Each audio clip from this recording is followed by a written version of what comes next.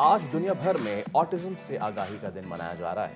World autism awareness day हमें ये याद दिलाता है कि हर इंसान अपनी जगह मुनफरिद और कीमती है, और इस साल का पैगाम भी यही है, ऑटिज्म और इंसानियत। हर जिंदगी की है अपनी अहमियत। ऑटिज्म बीमारी नहीं है, एक न्यूरोलॉजिकल कंडीशन है कंडीशन है, जिसमें एब्सोल्युटली। बच्चों का सीखने, बातचीत करने और दुनिया को समझने का अंदाज मुख्तलिफ होता है। लेकिन बदकिस्मती से हमारे माशरे में अब भी इस हवाले से आगाही की शदीद कमी है सादिया। एब्सोल्युटली, और इसी बारे में हम बात भी करेंगे आज के क्या हमने इतनी अवेयरनेस अपनी आवाम को दे दी है कि आज अगर किसी घर में ऑटिज़्म से मुतासिर बच्चा पैदा होता है तो कहीं उसको बच्चे की नेग्लिजेंस या कोई और वजह समझने के बजाय, बच्चे पर प्रेशर डालने के बजाय उसे एक्चुअली उसके इलाज की तरफ ले जाया जाए।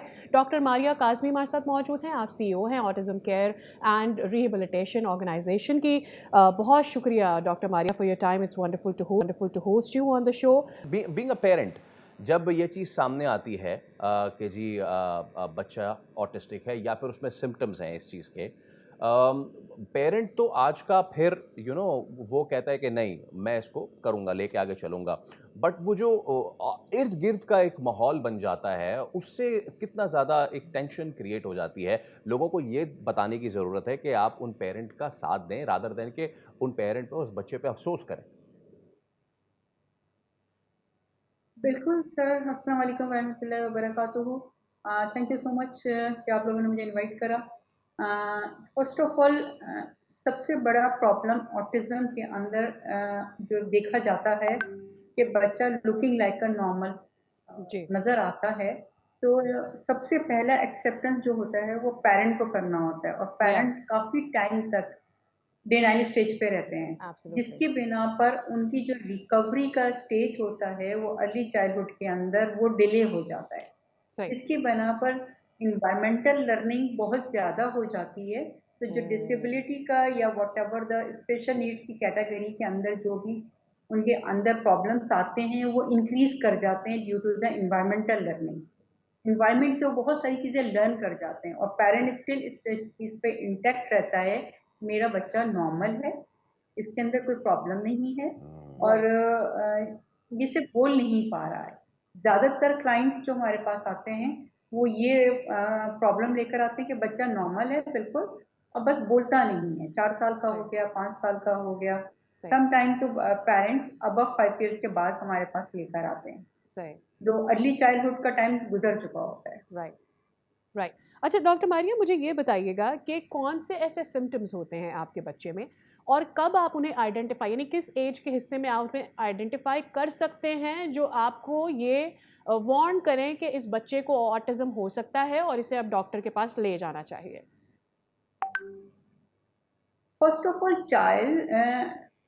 जितने भी चाइल्ड पीडियाट्रिशियंस होते हैं, यानी बच्चों के जितने भी डॉक्टर्स होते हैं, वो ये बात अंडरस्टैंड कर लेते हैं कि बच्चे में प्रॉब्लम है, लेकिन उनको ये ज़्यादातर नहीं पता होता कि ऑटिज्म की ये फीचर के साथ है। मैं सही। पेरेंट्स को मुख्तलिफ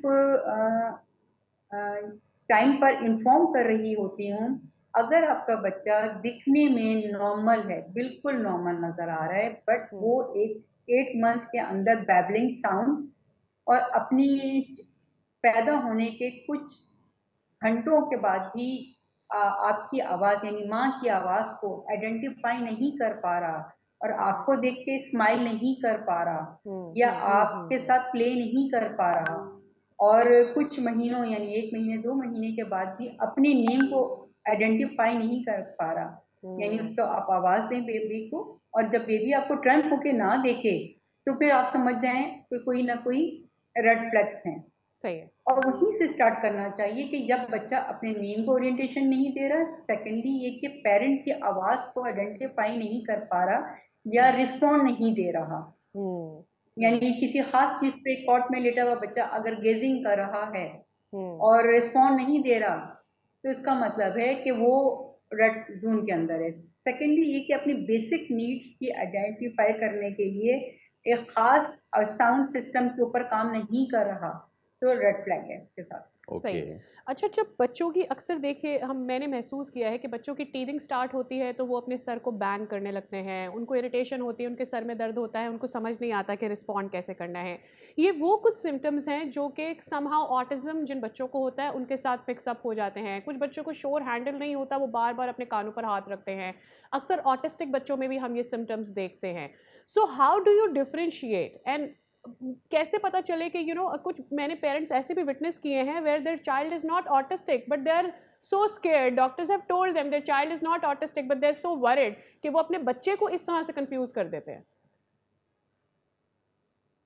मैं इस चीज को एक्सेप्ट नहीं करती कि सही। अननेसेसरी बच्चा हेयरिंग के ऊपर अपने हैंड्स रखेगा, अननेसेसरी। ओके। हाँ, वो सेंसरी इंडिकेशंस के प्रॉब्लम्स हो सकते हैं, यानी वो हाइपो सेंसिटिविटी की तरफ भी हो सकता है और हाइपर की तरफ भी हो सकता है, सही। पॉसिबिलिटीज हो सकती हैं। लेकिन अगर सेंसिटिविटी की तरफ भी है तो उसके अंदर कोई ना कोई रेड फ्लैग होगा।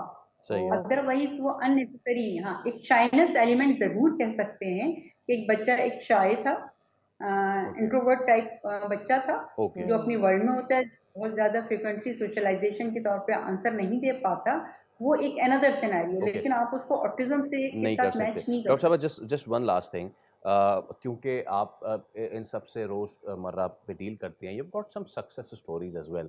कुछ आप हमसे शेयर करना आवाज चाहेंगी? कम आ रही है। मैं दोबारा दोहरा देता हूँ, if you can hear me now, आपके पास कुछ सक्सेस स्टोरीज़ भी हैं। सो अगर आप हमें वो बता सकें ताकि वो लोग जो समझते हैं कि अरे भाई ये तो बिल्कुल कोई नाकाबिले इलाज कोई चीज़ है, नाकाबिले क्योर चीज़ है, तो उन तक भी चीज़ पहुँच जाए। Success stories.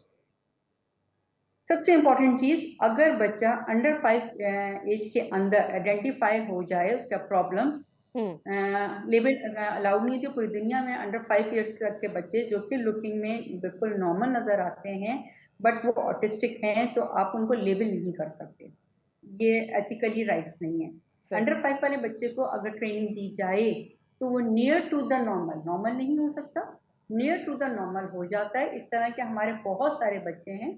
एक बच्ची जो यहाँ से गई थी और वो दुबई में इस वक्त एक नॉर्मल स्कूल में पढ़ रही है इंक्लूसिव एजुकेशन के साथ। एक और बच्चा गया है यहाँ से, जोहान, वो सऊदी अरब में एक नॉर्मल स्कूल में जा रहा है, प्रॉब्लम है उसके साथ, लेकिन वो एक नॉर्मल स्टडीज कर रहा है पार्ट। सही। इसके अलावा पाकिस्तान में भी बहुत सारे ऐसे बच्चे हैं जो ऑटिस्टिक टीचर के साथ हैं बट नॉर्मल स्कूल में जा रहे हैं और सही। इंक्लूजन के साथ पढ़ भी रहे हैं।